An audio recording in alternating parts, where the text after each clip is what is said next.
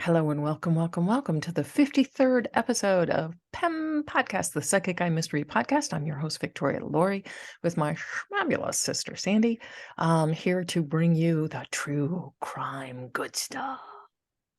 Except Sandy doesn't do crime. I don't do crime. We've all, and it's funny because we had the great egg debate caper last week. And I thought of you because on my balcony are these two little sparrows. And they are singing a tune, and they are just having fun, and they are, building the nest, and they're going to lay their eggs on my balcony in the rafters. And I face west. My apartment faces west, and so I get the full blaze of the the sun in the afternoon. So I've hung these huge, massive outdoor curtains, 12 feet Like up. like a trapeze artist. Yes, exactly. I was on the top step, 3 floors up, on the top step of a 6-foot ladder with a drill. Just like, don't look down, don't look down, don't look down, don't Our look grandmother was like, she is an idiot. No, she was like, Yeah. that's what she was like. Granddaddy was probably like, she's an idiot. Yeah. This girl was clearly dropped on her head a few too many times when she was young.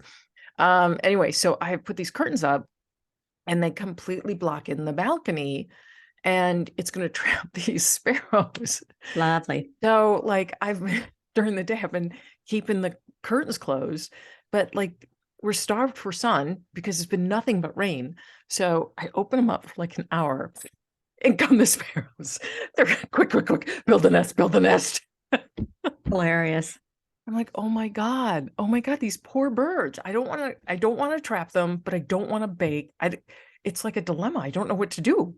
I honestly don't know what to do. I mean, she's about to give birth to a bunch of eggs. So, probably 2. Oh God, and they're, adorable. And the male is singing up a tune, and it's adorable. It's absolutely, Doc is starting to mimic this sparrow, which delights me even more, because then that makes the male sparrow get all up like, who's the other male in the territory.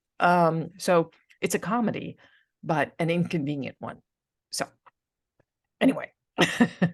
I know, our fans are riveted. Bunny cake, sparrow right? Everything revolves around eggs lately. I mean, it's Easter, the egg caper. Oh, by the way, did you eat any Cadbury eggs this year? No, I've been so good. I just had my one chocolate chip cookie. So I make these chocolate chip cookies that I got off a recipe online, and the recipe is the best chocolate chip cookies. I think that's like the title of it, and they really are the best chocolate chip cookies. But they are 390 calories a cookie. They're not even that big. It's just butter and sugar and milk chocolate, all of the deliciousness, right? So you don't have a problem, by the way. No. I know, right? Yeah. Cadbury egg. I have to have a little chocolate at night. A little? I have to. Yeah. A cookie. So I've started training for a marathon again, because otherwise I won't be able to fit in my chair. So I have to run for an hour in order to burn off enough calories to have this chocolate chip cookie. And it's still worth it. Like, it is still worth it. I still want to have that cookie enough to go for that torturous over hills, rolling hills, uphill battle. We'll see what happens when it gets hot out. We'll see how, enthused I remained about chocolate chip cookies. Cookies. Yeah. I might have to just nibble on a Carmela bar or something along those lines. What is they're delicious. What is I don't imagine that a Carmelo bar is less than 390 calories. It is. Oh my God. Somebody help me. I looked on the package. So on the package, 380. No. They divide the package, right, of 18 squares into 4 servings. That's some interesting math there, Cadbury. Interesting, right? And so per serving, it's 130 calories.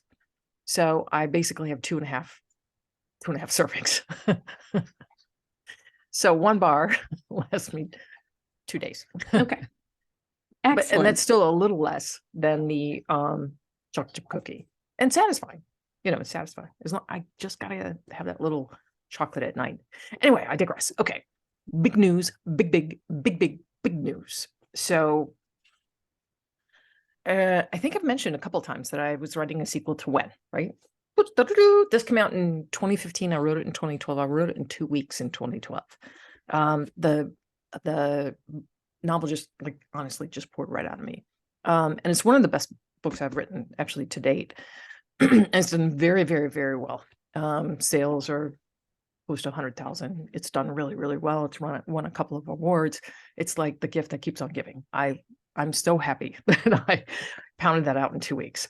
So for the past 10 years, I can't go a month without getting an email from someone who's read When and emails me and is like, is there going to be a sequel? Is there going to be a sequel? And I've been adamant, like bitchy adamant, that no, it's a standalone. Allow these people their break from murder, mayhem, bullying, terrible parents, et cetera, et cetera, et cetera. Stop. And you know, just let them live in peace.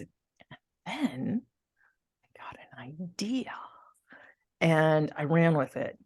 And so I wrote Whenever in 23 days. So it's another one that poured right out of me. And I read it, I think 12 times, a total of 12 times, just editing. You've read it, or the first version of it. And it's finally available for sale. Ignore this big stripe here. That's my author copy, but yes, it's finally available for sale. And I truly think it's not only as good as When, I think it's better. Honestly, I think it's better. But be warned, it'll pull on your heartstrings quite a bit. There is a significant tragedy that takes place. So just fair warning that you will need a box of tissues likely. But there's some humorous, you know, it's not a book for me unless I've like tried to get you to cry and laugh within 2 pages of each other. That's my daily life. Yes, exactly.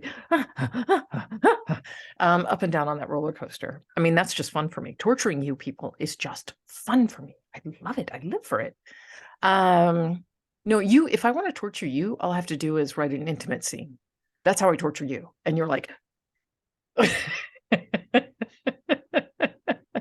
my eyes. So I think like from now on, I'm just going to edit those scenes out when I send you the book and be like, if you're like, what happened between page 60 and 74? You don't need to worry about it. You don't need to worry about it. Babies were made. Pages? It's fine. Have you seen the sparrows? Do you know where babies come from? Yeah. So anyway, okay. Anecdote. This is a good anecdote. I've actually had this one in my quiver for a little while. So I was reading for a client and her father had passed away like the week before or 2 weeks before. Passed away very, very recently. And she had booked a session. She was hoping he was going to come through. He came through immediately. And as it happened, they were at his house cleaning out, going through his stuff, right? So she's in his study and keeps getting distracted because her husband, right, is like, okay, well, you have your reading, but I'm going to continue to go through stuff, right? So her dad starts showing me dice. And I'm like, did your dad like to gamble? No. He didn't play poker or anything? No. So like, it's not fitting. I can't figure out. I'm like, well, keep showing you dice. Does anybody have a dice hanging from their rear view mirror? Is it like, I'm trying to figure it out. And she's like, no, like nothing's hitting. And I'm like, well, you know, I honestly don't know. And she's like, I don't know what dice mean either. And her husband goes, oh, and he opens up a drawer and pulls out the dice and holds them in front of her. They were in this man's desk drawer. So how fucking cool is that? He was so dad was in the room. Right there. He was right there. Dad was in the room, which I thought was fabulous, just absolutely fabulous. And I love that he like was pushing us to get it. And we're like, we don't know. And then the husband was like, oh, you mean these? Which I thought was fascinating. So Lucky Charm, you know, his dice were his Lucky Charm, which I think was really adorable. That's all I got. So now it's over to you. This is a good one. I love your write-up on this one, Sans. Um, I'm so intuitively torn over it too. I'm gonna do my best to like really. I have sat with this a couple of times today, trying to go. He did it. He did it. I don't know that I have the full answer yet. I have a sense, but I don't know that I have the full answer of like, yes, this guy definitely did it. So Okay. basically, I have two working theories that feel really plausible to me. So you go read it, and then I will give my thoughts. Fabulous. So this is a case that happened in 2005. It was the disappearance of Center County, Pennsylvania District Attorney Ray Gricar. So Friday, April 15th, 2005 was a warm, sunny, spring-like day, ideal for taking a day off from work, which is exactly what Ray Gricar, the Center County PA District Attorney, opted to do by taking a long, leisurely ride in his red Mini Cooper to do some antiquing. At 11:30 a.m. that morning, he called his live-in girlfriend, Patty Fornicola, and reported to her that he was driving east on Route 192, a country road that headed to Lewisburg, Pennsylvania. He also told Patty that he would not be home in time to take care of their dog, Honey, so Patty volunteered to head straight home after work to feed their fur baby. After exchanging I love yous, the couple ended the call, and sadly, Patty had no idea that that call was the last time she would ever speak to her beloved Ray again. He was born on October 9th, 1949, and he grew up in Cleveland, Ohio, in the neighborhood of Collinwood. And after graduating from Gilmore Academy, Ray went on to attend the University of Dayton, where he became interested in studying law after he had worked as an intern for the prosecutor's office. While at the University of Dayton, Ray met his soon-to-be first wife, Barbara Gray, and upon graduation, the couple moved back to Cleveland so Ray could attend Case Western Reserve University School of Law. They married in 1969, shortly after Ray had earned his Juris Doctorate. The young lawyer subsequently took a job as a prosecutor for the Cayuga County, specializing in rape and murder cases. And in 1978, the couple adopted a baby girl, Laura. And in 1980, the family moved to State College, Pennsylvania, where Barbara had taken a job at Penn State. Ray opted to be a stay-at-home dad to his young daughter following the move, but the Center County District Attorney David E. Grine offered Ray an assistant position with his office, which Ray quickly accepted. In 1985, the incumbent district attorney, Robert Mix, chose not to run for re-election, and Ray ran for and won the open position. He was re-elected in 1989, 1993, 1997, and 2001. Unfortunately, his highly successful career cost him 2 marriages. Ray and Barbara divorced in 1991, and his second marriage that began in 1996 ended in divorce 5 years later in 2001. By 2003, Ray was living in Belafonte with his girlfriend, Patty Fornicola, a fellow employee of the Center County District Attorney's Office. In 2004, Ray announced that he would not run for re-election and would retire from practicing law altogether in December of 2005, shortly after his 60th birthday. 8 months shy of his milestone birthday, Ray disappeared. After their 11:30 a.m. conversation where Ray told Patty that he wouldn't be home in time to take care of Honey, Patty headed straight home after work at 5 to feed and walk Honey. Patty then headed out to the local YMCA for a quick workout, and when she returned home around 7 p.m., she was surprised to find that Ray had not yet returned home from his antiquing venture. By 8 p.m., with no word from Ray, Patty began to worry as it was unlike him to be out of touch for so long. After making several unanswered calls to his cell phone that went to voicemail, Patty grew more and more anxious. And by 11:30 that evening, 12 hours since she'd last spoken to Ray, she notified authorities that Ray was missing. Given that he was a top law enforcement official in the county, the Belafonte Police Department took immediate action and issued an alert to patrol units in and around Center County to be on the lookout for Ray's red Mini Cooper. A search was also conducted along Route 192, the last known location of Ray. Despite efforts to locate the missing DA throughout the night, the search did not produce any immediate answers about his whereabouts. However, around 6:30 p.m. the following day, which was Saturday, April 16th, Ray's red Mini Cooper was discovered by a Pennsylvania state trooper.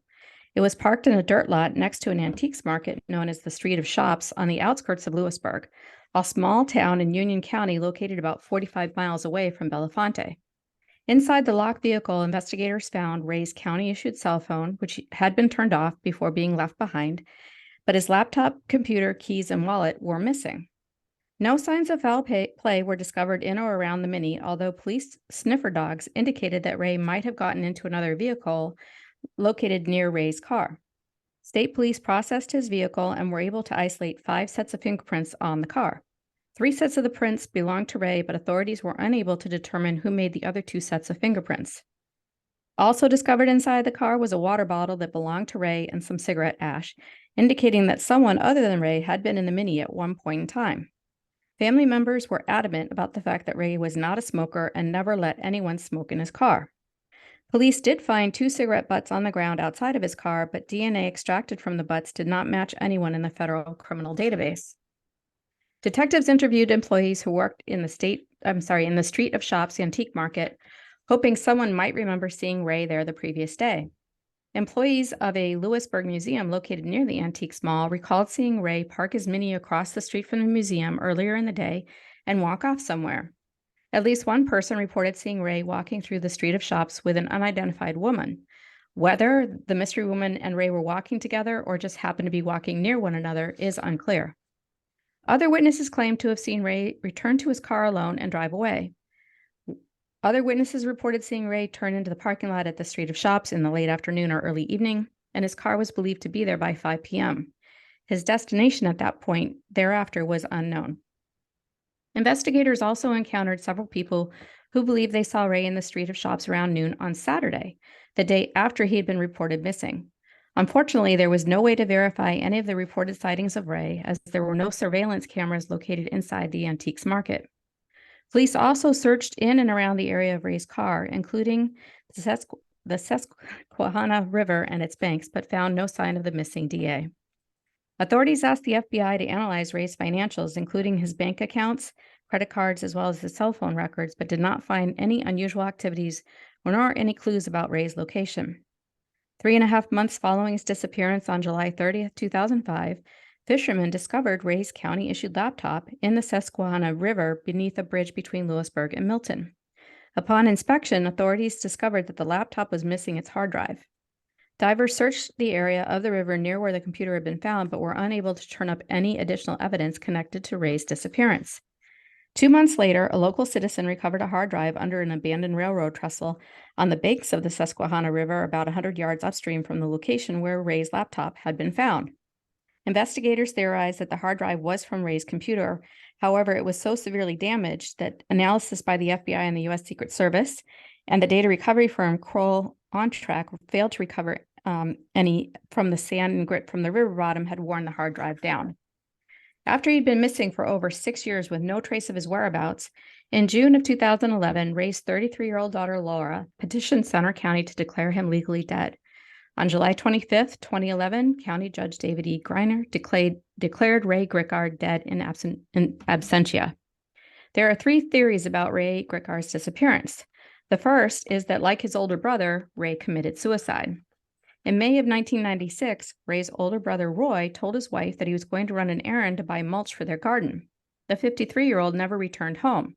His car was discovered 2 days later in Dayton, Ohio, 40 miles from Roy's home near a bridge that spanned the Great Miami River.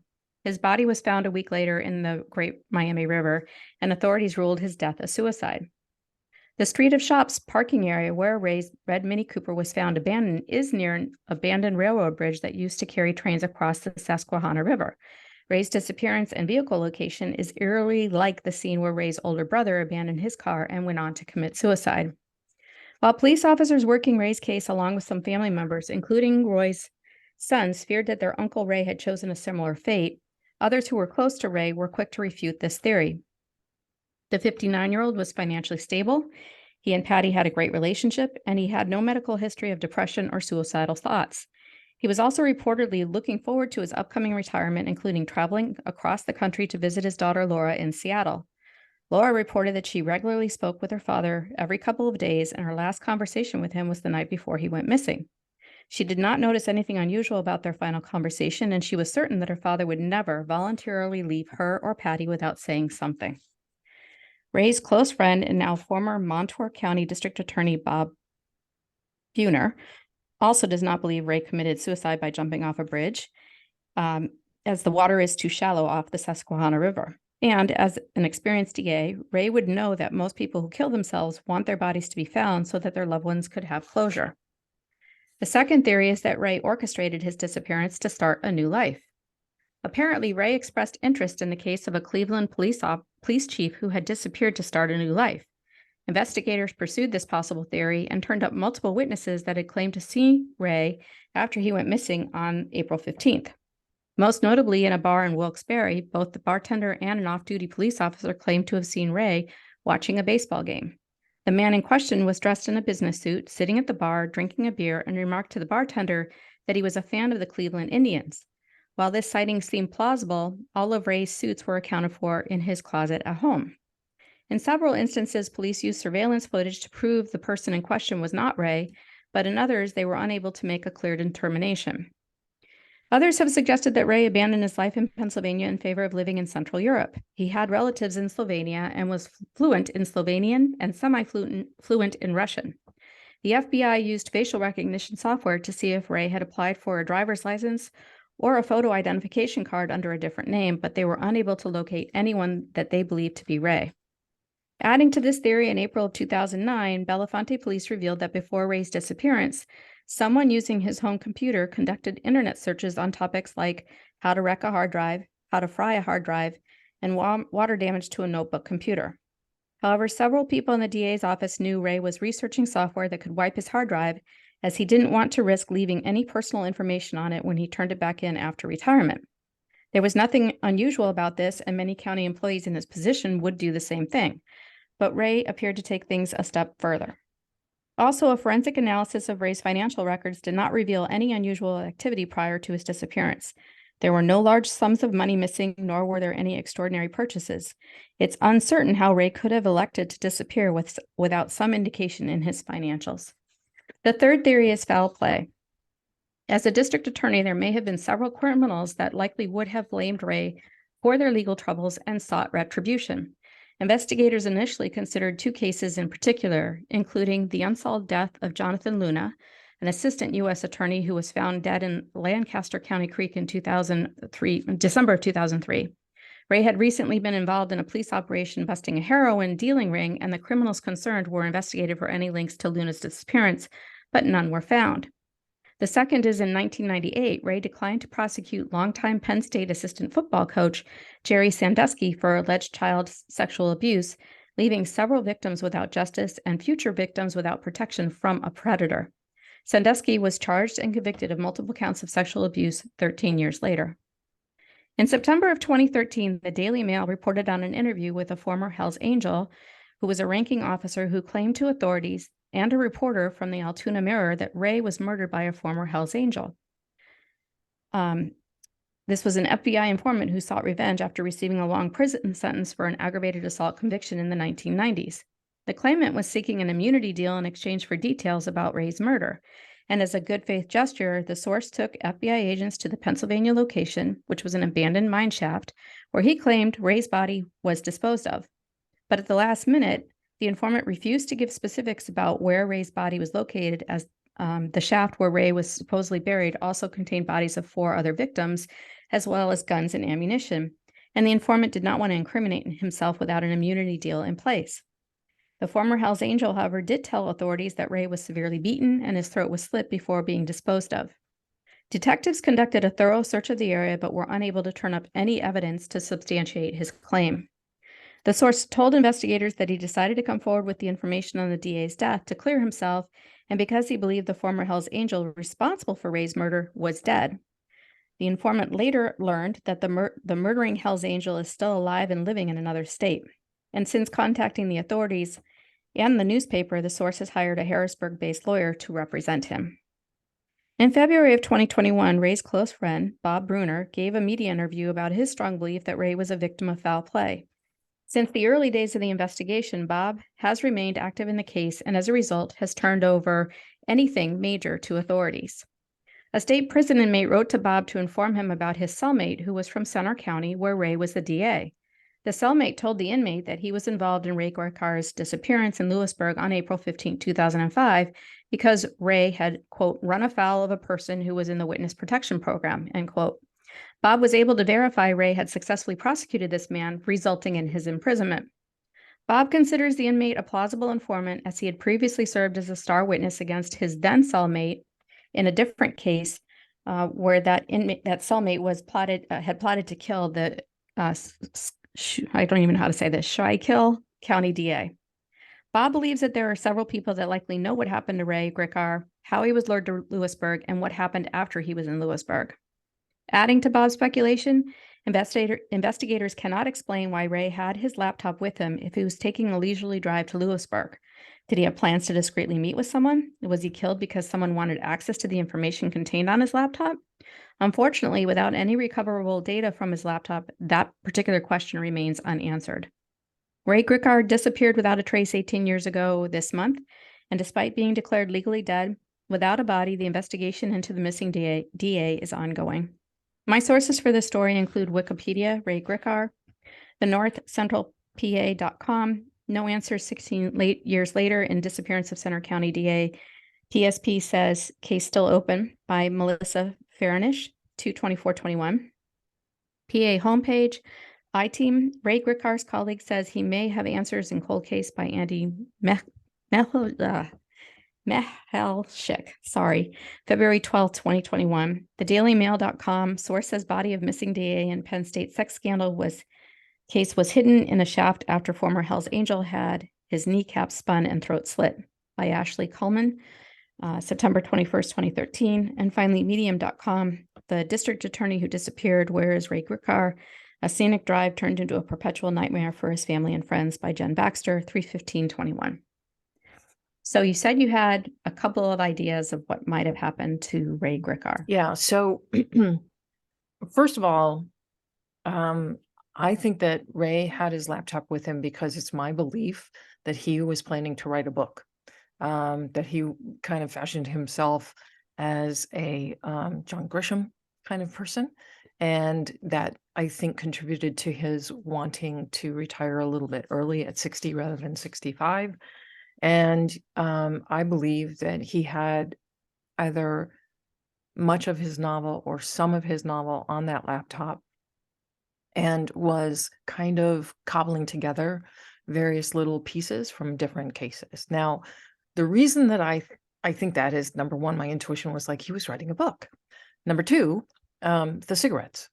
So someone spent no less than probably a half hour in his car smoking, and I think they were going through his laptop. And I think that they were scrolling through, and they might have probably come across something in the novel that indicated the computer was found and thrown into the water, et cetera, et cetera, et cetera.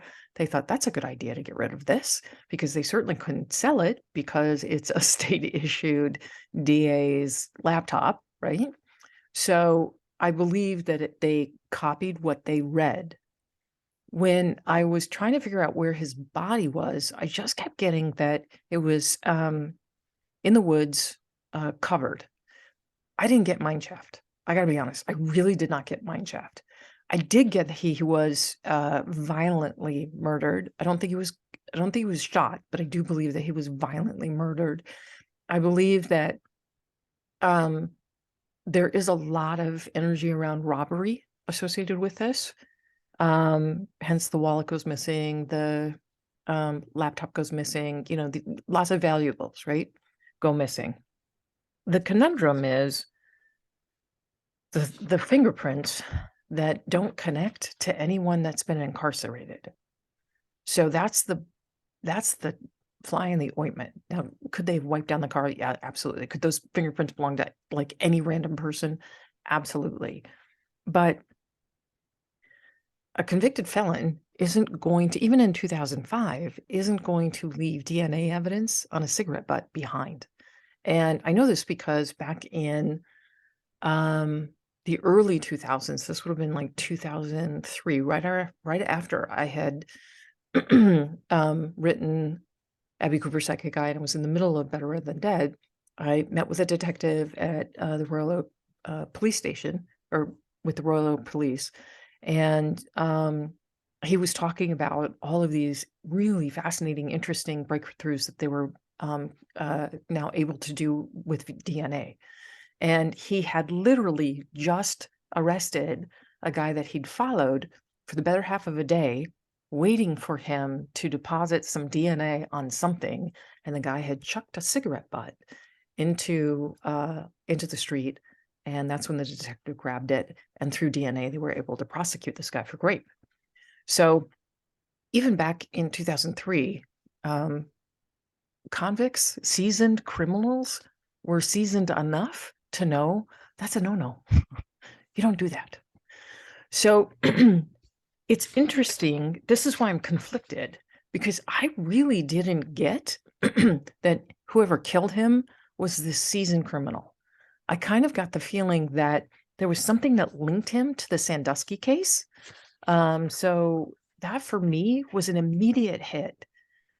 I understand the compelling evidence with the other suspects, that they are far more suspicious, right, than some victim of the Sandusky, sexual abuse that went on. But that was like an immediate for me. I read Sandusky and I'm like, there's something there. There is something there.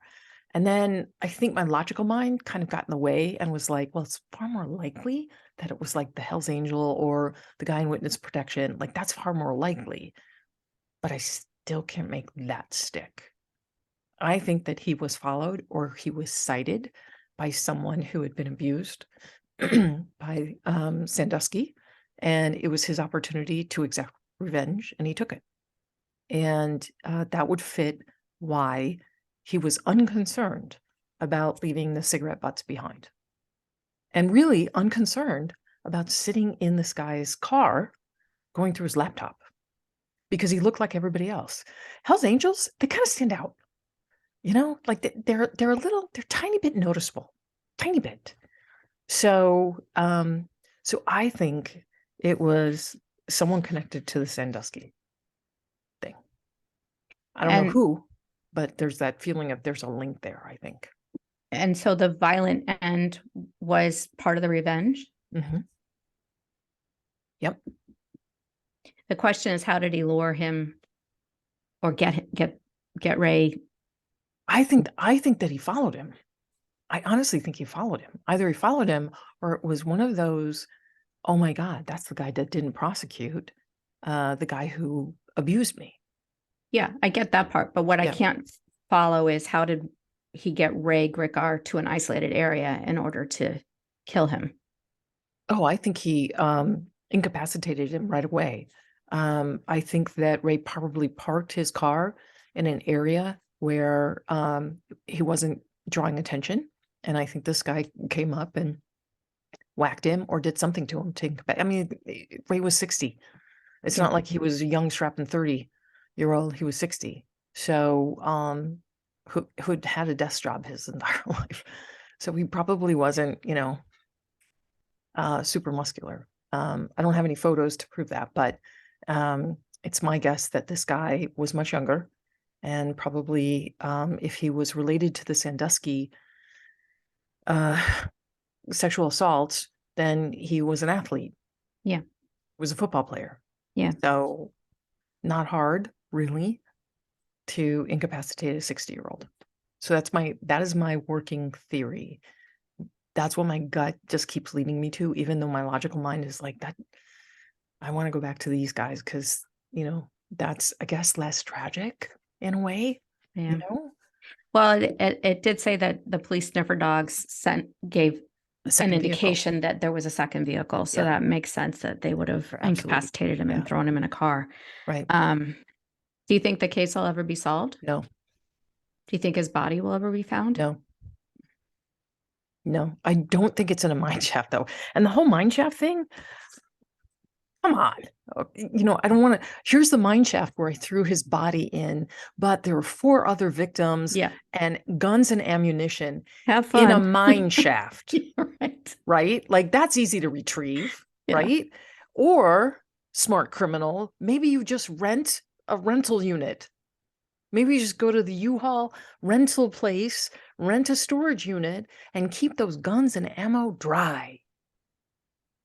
I'm spitballing ideas here. Just spitballing ideas. But he's not completely improbable. He's not much of a genius. Here he is ratting on somebody he thinks is dead. Oh, by the way, he's alive. I know, right? Check your sources before Right. accusing murderers. Yeah. Like, You like know? you're dead now. Thank you for Exactly, playing. right? And I love how like he's retained an attorney. What's Yeah. that attorney going to do? Take a bullet for him? No, I don't think so. So, you're on your own, dude. I mean, you've dug your own grave. You've essentially dug your own grave, truly. Pun intended. Yeah, the whole mineshaft thing just really feels that's a lot of work. Mm-hmm. It's a lot of work. Hiking with a body Mm-hmm. to a mine shaft to throw them in. Like, how much of the woods are you passing along the way? Yeah. There's a spot. There's a Yeah. spot. There's Yeah. a spot. Over there's a Yeah. spot, Like criminals are dumb sometimes, but like not that dumb. It just feels too detailed in a way that feels improbable for me. I just am not feeling that's what happened. Yeah. I Okay. think it makes for a good story. I think it makes for a really good story, which is a big component in trying to have people give you immunity and reduce your sentence, right? It's, if I give you enough details, then you've got to believe me. He was in a mine shaft, which Right. is a lot more involved than we chucked him in the woods and walked away. I don't know where, right? I walk trails all the time. I get lost constantly. Yeah, it's true. So, throwing a body in the middle of a woods and then being like, yeah, I know exactly where that is. You don't. The landscape changes. You do not. Birds come, squirrels come, coyotes come, skunks, muskrats, they carry away the evidence. So, in Texas, it's the vultures. Wild boar and vultures. Yes, wild Well, boars and vultures. well, it's a shame that Jerry Sandusky continued to wreak havoc the way that he did. If like that, it's really supposition. This is one of those times where my gut doesn't really have a very clear boom, this guy did it. But I did feel around Sandusky's name. And when I was looking at the mineshaft dude, I'm like, yeah, no, you got to look at like what is logical and reasonable, because when you commit a crime, you need to get rid of the evidence in a logical, reasonable manner. And if you've had practice at it, then you've obviously had trial and error at it, and you've knocked out the more difficult aspects. What's the most convenient and quickest way to get rid of a dead body that may draw a little attention? Just a little, So, it just felt really, really improbable. The other guy, the witness protection dude, I can't say no definitively, but there's no hit there. There's no, yes, that's him. So the only of energy that I got was when I read Sandusky's name, and I'm like, it's that. And the whole fact that whoever was smoking in his car was completely unconcerned to leave the evidence of his DNA behind tells me this was not a season criminal. This was a violent act of opportunity. Yeah. And he took it. Wow. Okay. Well, thank you for your insights on a very compelling mystery. Really, what a great write-up you did. Like, I was you. absolutely fascinated by this, Sands. You did such a good job. Yeah, fascinating case. Can't say that I know exactly what happened. Can't say that I don't. So. Well, your conclusion makes sense. It's sad, as is the death of anyone, but it makes sense. And the whole, I just wanted to also, I'm sorry to cut you off, honey, but I also wanted to address the theory that he ran that he committed suicide. Fucking bullshit. Okay. Yeah. That's just, no, he didn't, because he would have lived through what that did to his family, right? Yes. When his brother took his life, the whole running away to Europe to start a new life. Okay, hold on. This man bonded with his daughter in the early years, right? So for the first couple of years, he stayed home and took care of her. They talked every day. There is no way this man is going to walk away from her and not let her know where he's going or what he's doing. it's just, that's torture. He would, and having lost a brother to suicide, he would understand that particular type of torture. Like, why? Right? It's an unanswered question that you feel everything pivots around. So there's no way he was going to do that to her. So it's just ridiculous. Plus, here's a successful attorney, right? Right before he's going to retire, he's in a great relationship. He's got his 401k all lined up, his retirement funds, and he's not going to cash any of that in. He's going to leave all the wealth and trappings and love and adoration and friends behind just to assume a new identity in Slovenia? No. Right? For what? Melania's lookalike? Like what? Well, it's interesting because there's a photo of a doppelganger that people have just decided is Ray Gricar, and it's not him. No. Yeah, it's not him. I mean, come on. People think. Pull in some logic. Pull in some logic. It's so improbable. It's so ridiculous. Because to make it work, the lengths you have to go to disappear in 2000, even in 2005. Now it's even harder. Facial recognition all over the place. You know, his passport wasn't registered. You know, like it's not like it was 1805. Yeah. It was 2005. Right. So come on. It wasn't that long ago. We still had good technology then. We still had ways of tracking people. So yeah. Okay. Yeah. I think that's just, it's so ridiculous. But anyway. Thank you for your insights. As always, they're super fascinating. You're welcome. I did want to point out, and you might want to share with the audience where they can buy whenever. It's available in ebook and trade paperback format. So you can download it and start reading it immediately. I didn't even tell you what the book's about. I just told you it was good. And then I love it. Well, see, you know, I write books that I want to read, which has always really served me well because I feel like I just have a ton of kindred literary spirits out there who like to read what I like to read. So in crafting this book, I tried to keep that in mind. Like if I'm entertained, if I'm loving the direction of the story and the way I'm structuring it, et cetera, et cetera, et cetera, I feel most of my fans who know my writing and know my style are also going to like it. So in this installment, it's not a YA, it's actually new adult. So Maddie, Aiden, and Stubby are grown up. They're in they're like 26, 27 at this point. Maddie and Aiden are married. Stubby is still their best friend. Stubby is a doctor. Aiden is a lawyer, and Maddie sells life insurance. Of course she does. Of course, because what else would someone who can tell the exact day that you die, what else would she do, right?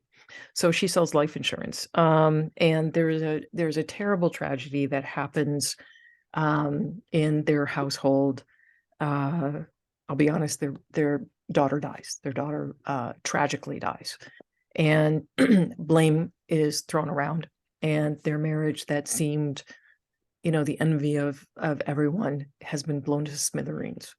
And I really wanted to examine how you come back from that kind of a tragedy. So I think I've shared with you, I don't know that I've shared with all of you, but I think I've shared with you, Sandy, the story of there was a story years and years ago, 25, 30 years ago, that I heard over the radio. It was summer here in the Metro Detroit area, and there was a professor who drove to Wayne State University. He had, his wife had said, "Can you please drop our son off at daycare?" And he was late, and he forgot that his son was in the backseat. So this was an infant. And that haunted me and has haunted me forever, because not only do I wonder how he was ever able to forgive himself, but also how his wife could have. And it just seems improbable that she would have. So I wanted to really dive into that. What would it take to overcome that kind of heartbreak, that kind of loss, that kind of devastation? And that really is at the heart of this book, is how do you come back from not only that tragedy, but see the person that you love responsible for what happened, and come to a point where you can forgive them and move forward. And you kind of can't do that unless you take ownership of your own part in it. So it's this big emotional complex thing that I wanted to tackle, and these three just felt the perfect vehicle to tell that kind of a story with. So it's there's some sad parts, obviously, but there's also some good suspense. Yeah. Everywhere tissues are sold. So when you're on Amazon, buy the book and then buy some tissues, buy some Kleenex to go with it, a twofer. So there's some good suspenseful stuff, especially in the beginning.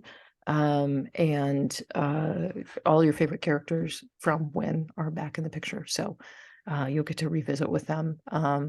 And hopefully you'll love it. I've got my fingers crossed. So that's what Whenever is about. So head to Amazon, fly be free, go. And if you want to know more about me, my books, where to sign up for a psychic reading, please visit victorialaurie.com. Please hit the like button on this podcast if you enjoy Sandy and I showing up on your screen every once in a while, every week, supposedly. And subscribe if you're not a subscriber. We'd love to have you. We'd love to have you on the reg. So, and thank you for all your suggestions. Also, thank you for all the love that you showed MJ last week. So I've got a lot of people who are like, more MJ, more MJ. I hear you. I'm going to work on it. So that's all I got. Okay. Well, thank you very much. I feel sometimes you just let me run on. You're just, yeah. Well, someday she'll get to the end. Someday. I'm not sure what I should say to that. So with that, I'm just going to say, love you. Thanks for tuning in, everyone. Thanks, guys. Thank you. All right, Sandy, I love you. I'll talk to you soon. Okay. All right. Bye. Bye.